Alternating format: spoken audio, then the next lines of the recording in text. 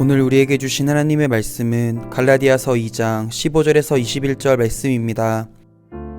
우리는 본래 유대인이요 이방 죄인이 아니로되 사람이 의롭게 되는 것은 율법의 행위로 말미암음이 아니요 오직 예수 그리스도를 믿음으로 말미암는 줄 알므로 우리도 그리스도 예수를 믿나니 이는 우리가 율법의 행위로서가 아니고 그리스도를 믿음으로써 의롭다함을 얻으려 함이라. 율법의 행위로서는 의롭다함을 얻을 육체가 없느니라. 만일 우리가 그리스도 안에서 의롭게 되려 하다가 죄인으로 드러나면 그리스도께서 죄를 짓게 하는 자냐? 결코 그럴 수 없느니라. 만일 내가 헐었던 것을 다시 세우면 내가 나를 범법한 자로 만드는 것이라. 내가 율법으로 말미암아 율법에 대하여 죽었나니 이는 하나님에 대하여 살려 함이라. 내가 그리스도와 함께 십자가에 못 박혔나니 그런즉 이제는 내가 사는 것이 아니요 오직 내 안에 그리스도께서 사시는 것이라. 이제 내가 육체 가운데 사는 것은 나를 사랑하사 나를 위하여 자기 자신을 버리신 하나님의 아들을 믿는 믿음 안에서 사는 것이라. 내가 하나님의 은혜를 패하지 아니하노니 만일 의롭게 되는 것이 율법으로 말미암으면 그리스도께서 헛되이 죽으셨느니라. 오늘 이 말씀에 많은 은혜 받으시기 바랍니다. 바울과 베드로가 서로 어려움을 겪고 또 특별히 바울이 둘 사이에 관계가 있음에도 불구하고 베드로의 잘못을 지적하는 일이 있었던 것은 크게 보면 복음의 진리 안에 서는 것이 무엇인가 하는 것에 대한 일종의 서로의 견해 차이기도 하고 또 서로의 신앙에 있어서 어떤 기준이나 아니면 자신들의 처신의 차이로 물론 볼 수 있습니다. 14절에 있는 것처럼 그러므로 나는 그들이 복음의 진리를 따라 바르게 행하지 아니함을 보고 모든 자 앞에서 게바에게 이르되 이렇게 되어 있죠. 그래서 우리가 갈라디아 교인들에게 지금 보여주는 바울의 아주 분명한 입장은 무엇인가 하면 우리가 복음의 진리를 따라서 바르게 지금 있느냐 하는 것이 바울의 입장인 것을 우리가 분명하게 보게 됩니다.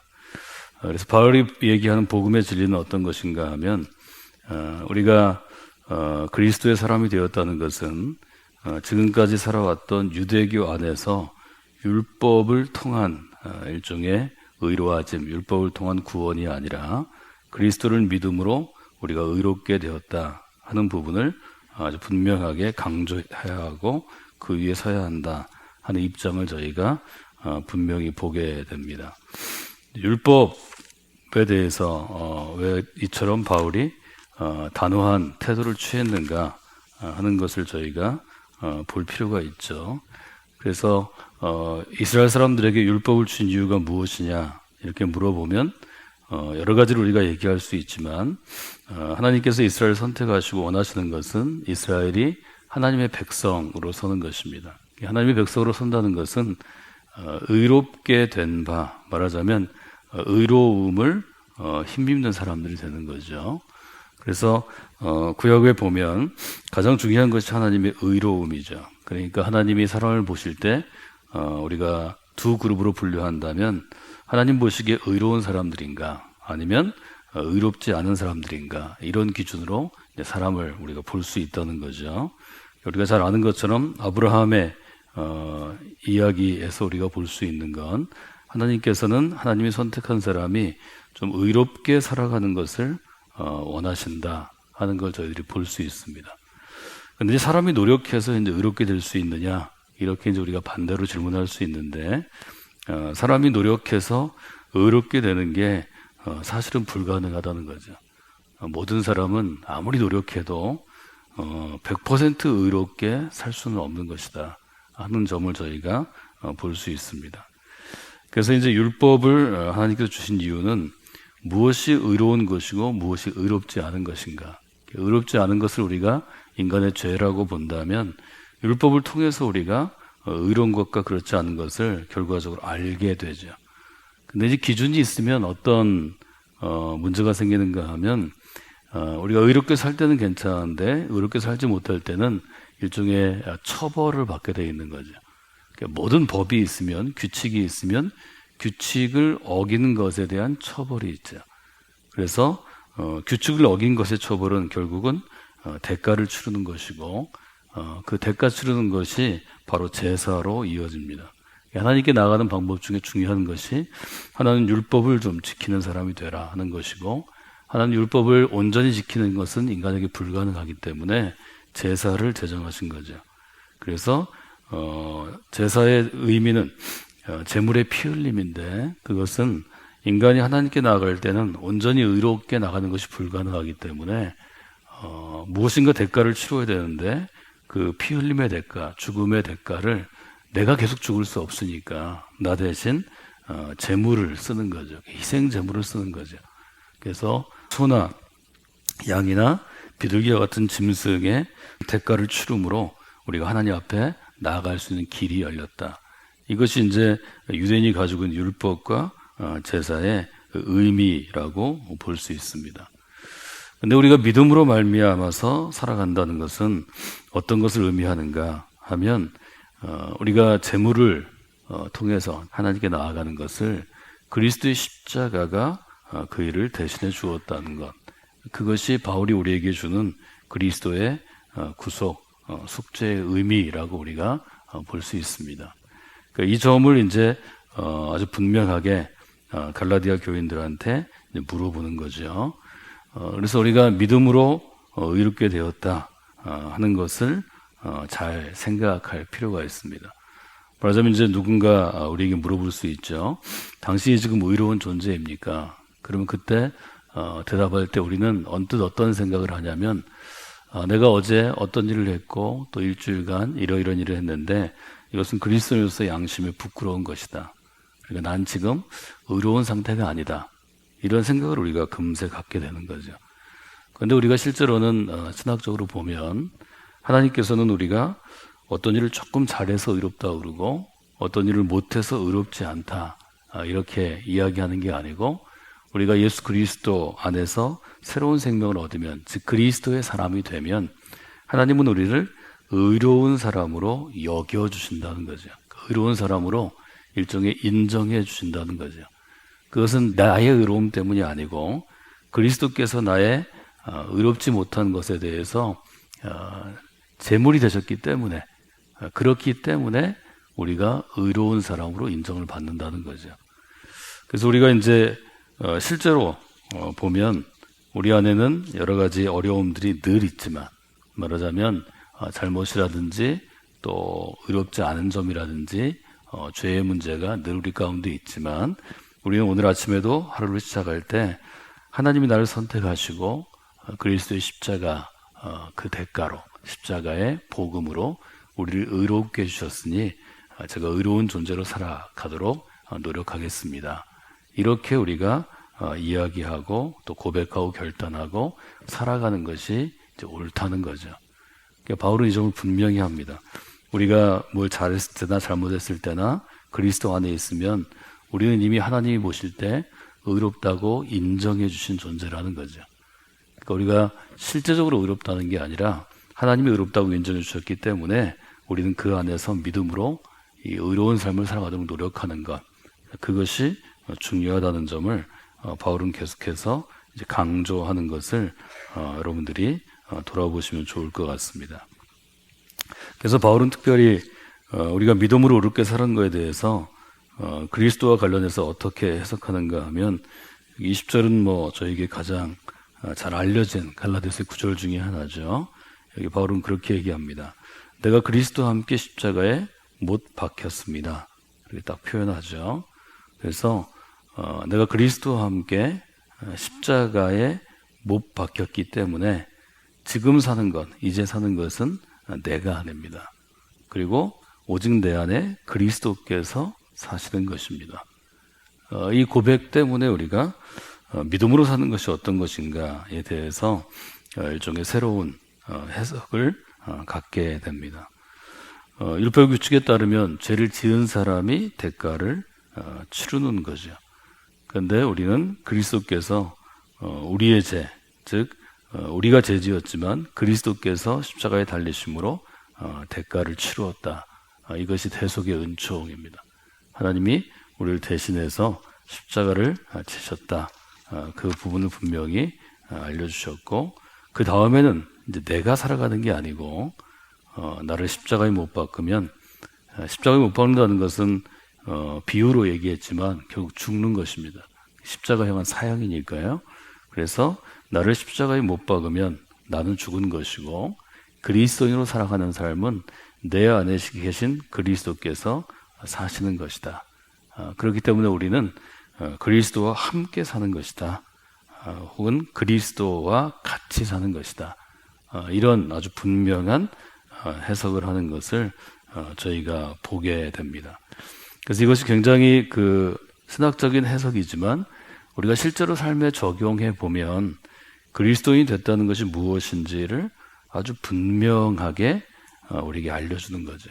그래서 우리는 그리스도인이 되면 그리스도께서 내 안에 계시고 내가 그리스도와 함께 그리스도께서 사시는 것처럼 살아가는 것이 바른 믿음으로 사는 것이다 하는 점을 분명하게 보여줍니다.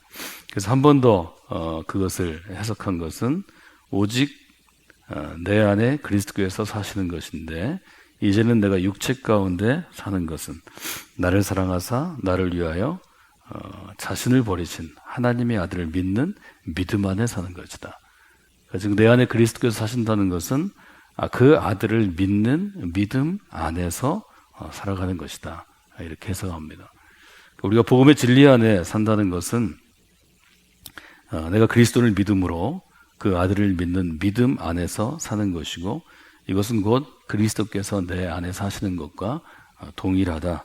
이런 고백을 저희가 보게 되는 거죠.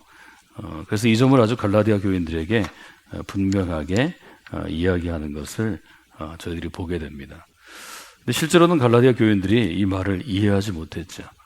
그래서 우리가 은혜의 복음으로 그리스도의 십자가 복음으로 살아가는 삶이 무엇인지를 완전히 이해하지 못했기 때문에 다른 복음, 율법을 가미한 복음에 쉽게 따라갔다는 거죠. 그래서 갈라디아서 3장 같은 경우는 갈라디아 사람들에게 다시 한번 돌아오도록 다시 한번 복음 위에 서도록 일종의 설득하는 그러한 내용인 것을 저희가 보게 됩니다. 그래서 우리가 믿음으로 그리스도 안에 산다는 것에 대해서 내가 이미 여러분에게 설교하고 가르쳐 주었는데 여러분이 그렇게 살지 못하는 이유가 무엇인가 하면서 한 번 더 쭉 설명을 해주는 거죠. 예를 들면 3장 1절에 이렇게 되어 있죠. 어리석도다 갈라디아 사람들아 예수 그리스도께서 십자가에 못 박히신 것이 너희 눈앞에 밝히 보이거늘 누가 너희를 꾀더냐 누가 너희를 유혹해서 그릇 생각하도록 하느냐 이렇게 얘기합니다. 말하자면 바울은 갈라디아 교인들에게 그리스도의 십자가에 대해서 전할 때 갈라디아에 있는 교인들이 실제로 그리스도께서 십자가에 못 박힌 것을 골고다에서 본 것은 아니죠. 그러나 바울의 증언 가운데 바울의 설교 가운데 바울의 가르침 가운데 그리스도께서 십자가에 못 박힌 것을 체험하게 되었기 때문에 믿음의 눈으로 보았기 때문에 그 점을 다시 한번 일으켜 세웁니다. 그리스도께서 십자가에 못 박힌 것이 아주 분명한 것인데 왜 그것을 기억하지 못하고 다른 복음 가운데 들어가느냐 이렇게 물어보죠. 2절에 보면 내가 너에게서 다만 이것을 알려 하노니 너희가 성령을 받은 것이 율법의 행위로냐 혹은 듣고 믿음이냐. 두 번째로 물어볼 수 있는 것은 너희가 성령을 받은 것은 율법으로 받은 것이냐 믿음으로 받은 것이냐 이렇게 물어봅니다. 성령의 함께 하심 이것은 율법이 줄 수 있는 게 아니고 이것은 믿음으로 예수님께서 하나님께로 돌아가실 때 보혜사 성령을 주겠다고 약속하셨기 때문에 믿는 모든 자에게 주시는 선물입니다. 그러니까 논리적으로 보면 복음의 진리 가운데 서는 것은 그리스도를 믿는 믿음으로 사는 것이고 즉 은혜의 복음이고 또 그 믿음으로 산다는 것은 곧 증거가 어떤 것인가 하면 성령의 증거가 있다는 거죠. 성령을 받은 것. 이 증거에 대해서 지금 분명하게 바울이 이야기하고 있는 것을 우리가 보게 됩니다. 말하자면 지금 바울은 우리 안에 성령이 함께 하시는 것은 이것이 바로 믿음에서 오는 것이다. 그렇기 때문에 우리의 구원은, 우리의 의로워짐은 그리스도를 통해서 이루어지는 것이다 하는 것을 이제 분명하게 강조하는 것을 저희가 볼 수 있습니다. 우리가 그리스도인이 되고 믿음으로 세례를 받으면 하나님께서 이미 그 순간 성령을 주시고 그 성령은 우리 평생 동안 우리를 떠나지 아니하시고 우리 안에 내주하셔서 우리를 지켜주시고 우리와 함께 살아간다는 거죠. 그래서 바울은 고린도 교인들에게 그렇게 표현했죠. 너희의 육신이, 너희의 몸이 성령께서 거하는 집이 된 것을 알지 못하느냐. 굉장히 분명한 교훈이죠. 고린도 교인들이 저희가 볼 때 여러 가지 흠결이 많았습니다. 교회 안에서 성도 간의 신앙생활에도 또 자신들이 도덕적인 생활에도 흠결이 많았지만 바울은 이미 그들 안에 성령이 거하시는 것을 분명히 깨닫게 하고 그 안에서 성령의 은사를 찾아내어서 성령의 은사를 받아서 귀하게 살아갈 것을 권고하는 걸 저희가 보게 되죠.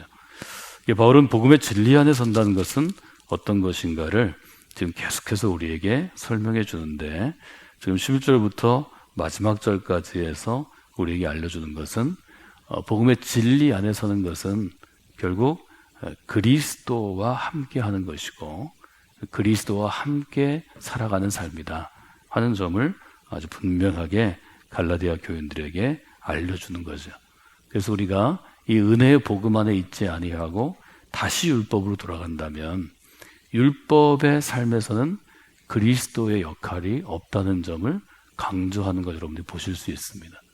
이런 점을 저희가 이제 돌아보면서 복음의 진리 안에 산다는 것이 어떤 것인지를 다시 한번 돌아볼 수 있는 귀한 은혜들을 여러분들이 마음 가운데 두시면 좋겠습니다.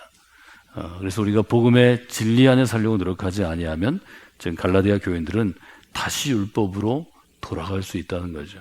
바울은 이 점을 굉장히 마음으로 걱정하고 이것이 잘못된 것이다 하는 점을 갈라디아 교인들에게 분명히 물어봅니다. 오늘 하루의 삶을 여러분들이 주님과 함께 살아가면서 그리스도와 함께 살아가는 삶이 되시고 또 여러분 안에 그리스도께서 사시는 것이라는 확신을 가지고 그리고 사시는 분들이 되시면 좋겠습니다.